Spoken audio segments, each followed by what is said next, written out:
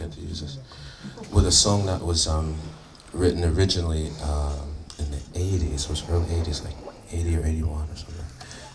And I did a solo piano album called The Bridge, and this was the title track for it. And it's funny, it's a song that really started like I don't know why I do this, but I have all these things that start as musical representations of things that aren't musical, just like ideas, consciousness. And the idea about this song was a bridge between the form and the formless. And the whole idea was it starts with this very structured melody, and it goes, which is the form, and goes through these sort of things, and then it gets to this whole part where it's absolutely formless. There's no time, there's no form, there's no chord structures, there's no rules, nothing formal. And then all of that stuff, the form and the formless, eventually gets condensed, not condensed, but gets sort of distilled down to like a single note. All of that stuff, and in the original way of the piece was all this sound just gets distilled into this one note, which I think was, was not you, it was an A.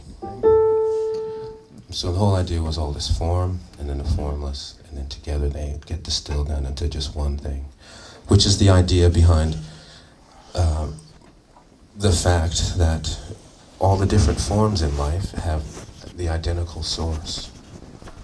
Everything, all the objects, and all the things in the manifest world, if you just strip away the layers of concept and appearance, everything is the same thing. Everything is the same thing. I remembered what I was going to say to you before. I did. I'm not going to bed too. Here's what it was. I've been, for about maybe the last 6, 7 years ago, whenever it came out, a good friend of mine gave me a book for Christmas, and it was called The Power of Now. And it was written by Eckhart Tolle. I'm sure a lot of you heard the name, or probably very familiar with it yourselves. And that particular book really changed my life a lot for the better. And one of the most amazing concepts that he speaks about in the book is this. I'm so glad I remember. Because this is really like in my face every day psychically. Everybody, this is a quote from the book. Everybody thinks about the objects in space. And the objects, the planets, the stars. Everyone thinks about the objects in space. But who thinks about the space itself?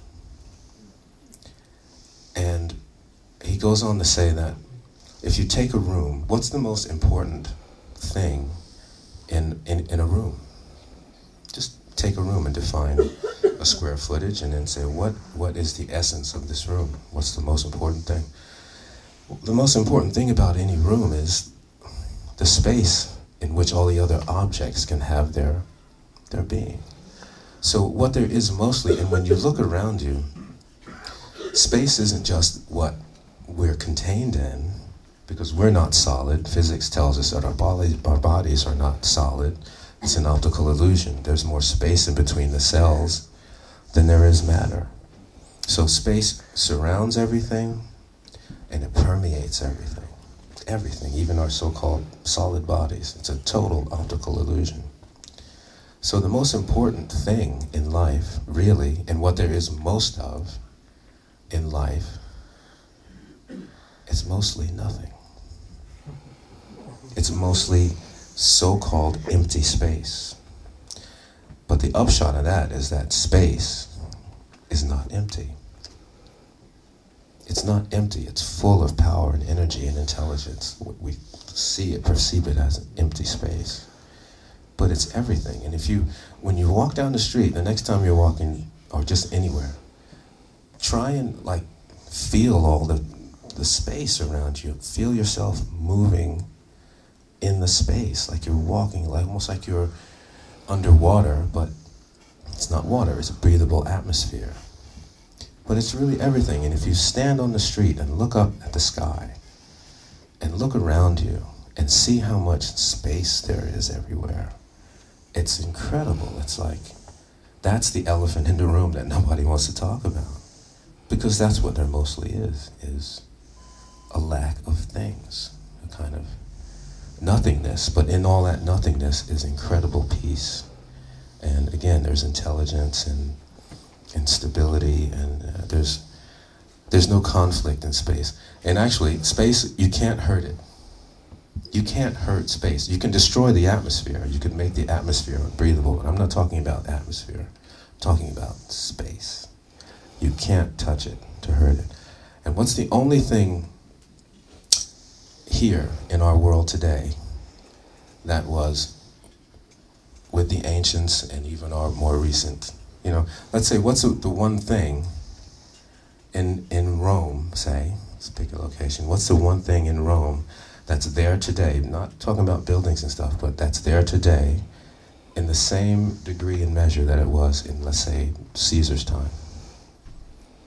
The space in which all the objects took place. The objects are gone. But it's amazing if you just really consider that. So that's what I wanted to share with you. So the next time you're out walking around, try and remember the space you're in, and you can have a sort of feeling sense of it. It doesn't make mental sense, but you can have a relationship with all this intelligence that we call empty space. So, having said all that, we're going to play the title track from that album. It's called The Bridge.